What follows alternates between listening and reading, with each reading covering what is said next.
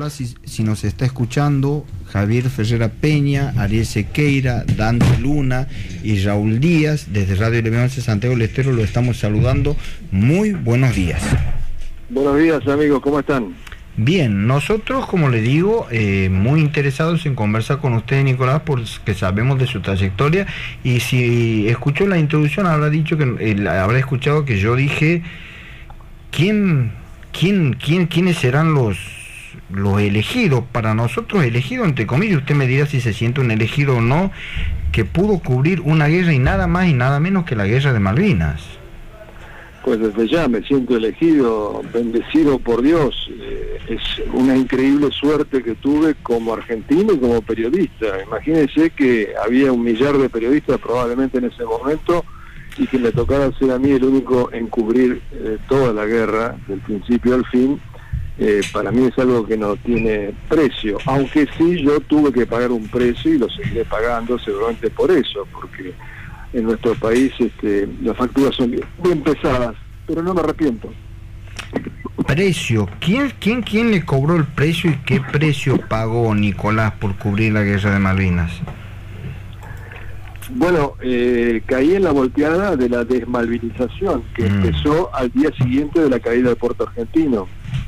A ese día siguiente, el nuevo hombre fuerte del ejército en ese momento, Cristino Nicolaides, un bruto de marca mayor, decretó que Malvinas no había existido. Por consiguiente había que esconderla. Por eso escondieron a los soldados cuando volvían de estar prisioneros, los mandaban a sus casas entre gallos y medianoches en transportes que tenían las ventanas cubiertas para que nadie los vea. Quisieron invisibilizar la causa de Malvinas primero los militares y después los gobiernos civiles por distintos motivos, y bueno, era más difícil ocultarme a mí porque yo había dado la cara y era bastante conocido. Entonces fui difamado, perseguido. Finalmente aguanté todo lo que pude, aguanté 8 años y finalmente me tuve que ir del país a trabajar en exterior porque no conseguía un buen trabajo en mi país. Me fue muy bien en el exterior, hubiera preferido hacer mi carrera aquí, pero bueno, son precios que se pagan en la Argentina, lamentablemente. ¿Qué edad tenía Nicolás cuando cubrió la guerra, cuando fue corresponsal de guerra? Yo tenía 33 años y cumplí 34 en Malvinas. Unos militares de Fuerza Aérea me hicieron una cena con lo poco que había y me hicieron el mejor regalo de mi vida, un par de medias de lana, en ese momento a precio de oro. Casanseu, ¿cuál fue la experiencia más fuerte que vivió en las islas? Bueno, son muchas las experiencias y de distinto tenor. Por supuesto que lo más fuerte es cuando cae alguien con quien uno ha llegado a trabar una amistad, una relación, que siempre son muy potentes, por más que uno lo conozca poco, porque nada hermana como el peligro. Estar al lado de una persona que ni sabes su nombre, pero que en cualquier momento te puede caer una bomba de 500 kilos en la cabeza, te hace sentirlo más que a un hermano. Son experiencias muy duras. Me ha pasado de que varios de los que yo conocí, hablé, trabé amistad, murieron en la guerra de Malvinas. Esa es una experiencia muy fuerte, y por supuesto todas son fuertes porque el peligro, la adrenalina que despierta es muy potente, uno se siente intensamente vivo. Por eso no cualquiera puede ser corresponsal de guerra, que eso lo mencionaban ustedes al principio, porque depende del organismo de uno. Uno no sabe cómo va a reaccionar el organismo de uno hasta que no está bajo fuego. Cuando empiezan los tiros pueden pasar distintas cosas. Hay gente que se paraliza y hay gente que por el contrario se excita, ¿no? Se siente intensamente viva, como digo. Mi ayudante de cámara, por ejemplo, se paralizó al primer disparo que hubo en las islas y temblaba como una hoja, y al día siguiente seguía temblando como una hoja, y 3 días después lo mandé de vuelta al continente porque le tenía pena y porque además no me servía para trabajar porque estaba totalmente incapacitado por ese ataque de pánico que no se veía. Nicolás, ¿y qué es lo que le sirvió de su vida anterior a la guerra para vivir el periodo de guerra? ¿Había algo en su ADN previo que le permitió sacar fuerzas de flaquezas y poder vivir esa experiencia intensa? Pues hubo varias cosas. Primero y principal, mi generación se educó con que las Malvinas eran argentinas y que había que recuperarlas. La maestra lo primero que hacía cuando entraba al aula era escribir en el pizarrón: las Malvinas son argentinas, todos los santos días. Y yo de chico, yendo al colegio, soñaba con ser el almirante de la flota que iba a recuperar Malvinas. Bueno, no llegué a almirante, por suerte, digo yo, pero es increíble, como dije antes, que de 1000 periodistas o más me tocara a mí, es porque yo primero tenía ese deseo, ¿no? De esa saga que era la única heroica aventura que podía correr un argentino, recuperar su territorio nacional. Y por otra parte, yo soy de origen militar, mis antepasados fueron todos militares, y yo quería saber qué habían experimentado mi padre, mi abuelo, en situaciones de una guerra de alta intensidad, cómo iba a reaccionar, me interesaba eso. Y antes de ir a Malvinas yo ya había cubierto algunas guerras de baja intensidad, guerras de guerrilla en Centroamérica, o sea que ya sabía que no me paralizaba, sino que no es políticamente correcto decirlo, pero que me gustaba. Nicolás, uno se imagina, por el tiempo en el que se produce todo esto, estamos hablando casi de finales de la dictadura militar en la Argentina, uno se imagina que cualquier trabajo periodístico tiene que haber estado asignado por pautas muy claras, establecidas obviamente por la Junta que en su momento le tocó gobernar en aquella circunstancia. ¿Qué pautas le pusieron? ¿Qué restricciones tuvo para hacer su trabajo, si es que las tuvo? Y en caso contrario, si pudo realizarlo libremente, digo, si esta es su postura o la posición que va a mantener con el tiempo. Pero a priori quiero imaginarme que hubo muchas restricciones para trabajar, ¿o estoy equivocado en esto? No, pero por supuesto, primero y principal, en toda guerra de cualquier país existe la censura militar, porque uno no puede, por ejemplo, mostrar una posición argentina en la televisión porque van a venir los ingleses a bombardearla, hasta ahí es lógico. Sí. En el caso de la censura a la que yo fui sometido, sí, fue bastante ilógica, porque no tenía realmente pie ni cabeza los motivos que yo más que nada adivino, de que el 90 al 95% de mi material no solo no fue mostrado, sino que fue destruido, clara muestra de que no era funcional a la propaganda del momento. Pero eso me entero cuando vuelvo, porque no era la época de los satélites, uno no sabía que iba al aire. Yo mandaba mi material, me decían bien recibido, yo imaginaba que parte seguramente sería censurada, pero no casi todo. Hace pocos meses, Clarín sacó una nota donde dice que faltan 100 horas de grabación mías. 100 horas. Imagínense el atentado contra la historia, no solo contra la libertad de prensa, que fue destruir ese valiosísimo material. Cada fotograma valía su peso en oro. Seguramente Casanseu, desde su punto de vista, ¿qué le pasó y qué le pasa a la sociedad argentina desde la dirigencia hasta el ciudadano común? ¿Por qué desmalvinizar? Bueno, hubo muchos factores. Empezó con dos ocultamientos perversos que confluyeron. Los militares querían esconder las miserias de la guerra, estas afloraron igual, y los civiles, gobiernos civiles posteriores quisieron ocultar sus grandezas, que son los actos de heroísmo, de abnegación, de amor al prójimo, que hicieron gala a nuestros combatientes. Porque además de la cuestión ideológica, porque había un impulso para demonizar a las Fuerzas Armadas en un todo, sin separar la paja del trigo, porque nada tiene que ver Malvinas con la represión ilegal e inmoral del proceso, sino todo lo contrario, fue una guerra limpia, justa, por una causa noble, pero estaba ese deseo ideológico y sigue hasta el día de hoy de meter todo en la misma bolsa. Eso por un lado. Por otro lado, también las cuestiones personales, la petite histoire, como dicen los franceses, suele jugar un papel muy importante. Alfonsín era un acérrimo enemigo de todo lo que tuviera que ver con Malvinas. ¿Por qué?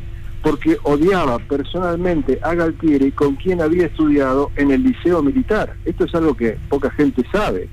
Hubo una camada del Liceo Militar donde estaban Arguindegui, Alfonsín, Anaya y Galtieri. Y Arguindegui era el que protegía a Alfonsín y Galtieri el que lo molestaba. Y esa relación de amor-odio siguió toda la vida, a punto tal que cuando empiezan a meter a los generales presos por violación de derechos humanos, meten presos a todos menos a Arguindegui, el responsable número uno de los desaparecidos en Argentina, porque era el ministro del Interior de Videla y por lo tanto responsable de la seguridad. ¿Por qué no lo meten preso? Porque era íntimo amigo de Alfonsín. Y esa fobia de Alfonsín contra todo lo que tuviera que ver con Malvinas se extendió a los soldados conscriptos, que la pasaron muy mal, que hubo abandono de personas, y cuando fueron a pedirle al gobierno de Alfonsín ayuda, la respuesta fue ultra cínica. La respuesta de Alfonsín fue: pídanle ayuda a quienes los mandaron a la guerra. Muchos de ellos se quitaron la vida, Casanseu.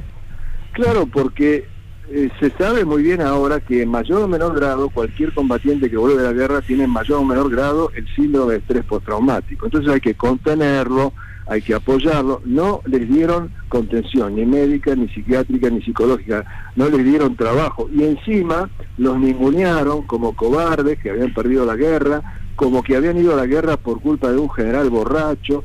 Después de todo el sufrimiento que tuvieron, en vez de la palmada en la espalda, del desfile de bienvenida que esperaban y me lo comentaban en las trincheras, lo recibieron de esa manera, sí. Quebraron la autoestima. De todas maneras, en los últimos tiempos parece haber cambiado un poco esto. Y quiero preguntarle algo, ¿tuvo oportunidad de trabajar relación con los... Pregunto, la verdad desconozco esto, con los excombatientes, ¿cómo lo recibieron con el paso del tiempo? ¿Cómo fue prosperando esa relación? ¿Desde siempre fue buena? ¿Nunca fue buena? ¿No mantiene relación? ¿Cómo es esto? No, siempre fue buena y siempre la mantuve. Yo tenía 33 años y ellos tenían 18 y 19 y la pasaban mal. Yo los ayudaba en todo lo que podía, yo les conseguía alimentos, les conseguía cosas que ellos necesitaban y esa relación sigue de amistad por espacio de estos 38 años. Los centros de combatientes me invitan a dar charlas, somos hermanos. Pero no solo yo con ellos, en realidad todos los combatientes de Malvinas tienen un hilo que los une y pueden estar 30 años sin verse y se sienten como hermanos. Casanseu, vuelvo a la historia, vuelvo a Malvinas, vuelvo a la rendición. ¿Es cierto lo que se dice y se dijo históricamente del excelente trato que le dio el ejército inglés, las fuerzas inglesas a los prisioneros de guerra argentinos? Yo no estuve en la rendición porque yo me negué a rendirme. Yo cuando me enteré de que Menéndez se disponía a rendirse sin haber dado nunca la batalla final, sí, porque hizo gala de una pasividad atroz durante todo el conflicto, una pasividad rayana en la traición. Yo le pedí permiso a Menéndez para subirme al buque hospital Almirante Irizar, me lo negó, como me negaba todo lo que yo le pedía, y ya angustiados yo y mi camarógrafo de que íbamos a quedar prisioneros porque no queríamos entregar los equipos, no queríamos entregar nuestros videos, no queríamos ver a los soldados levantando los brazos, no queríamos la rendición. Y ya estábamos resignados cuando en último momento llegó un Hércules trayendo un cañón de refuerzo, me avisaron de eso y decidimos subirnos con mi camarógrafo a ese Hércules que salió en un viaje suicida porque ya las bengalas inglesas iluminaban el cielo del aeropuerto, ya los cañones ingleses le estaban tratando de pegar a la pista, había patrulla de Harriers encima. Nos subimos a ese Hércules y bueno, porque Dios y la Virgen no lo quisieron, no nos abatieron, porque frente al aeropuerto había una fragata que una hora después abatió a un Canberra de la Fuerza Aérea que venía a atacar a los ingleses. Nicolás. Sí, hay que recordar que la pista de aterrizaje quedó destruida también por bombas inglesas. No, nunca quedó destruida. ¿No? Jamás, ese fue un gran fracaso de los ingleses. Bueno, estoy equivocado entonces. La pista de aterrizaje siguió funcionando hasta el último día y cuando los periodistas británicos llegaron a la pista, se irritaron y enojaron mucho porque en Inglaterra les habían vendido que la pista fue destruida el 1 de mayo y nunca le pudieron atinar a la pista. Vos fíjese, yo me comí ese cuento, para mí la pista había quedado destruida. Malvinas está sembrado de cuentos.